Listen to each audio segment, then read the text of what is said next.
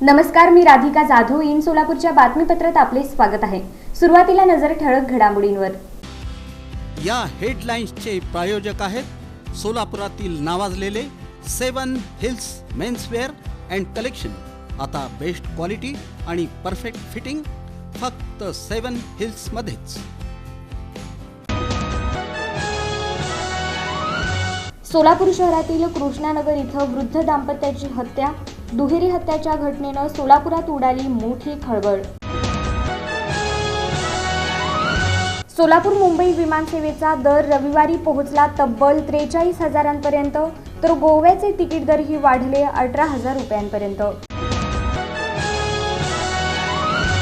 बुधवारी 18 मार्च रोजी सेटनेट परीक्षा प्रशिक्षण कार्यशाळेचं आयोजन.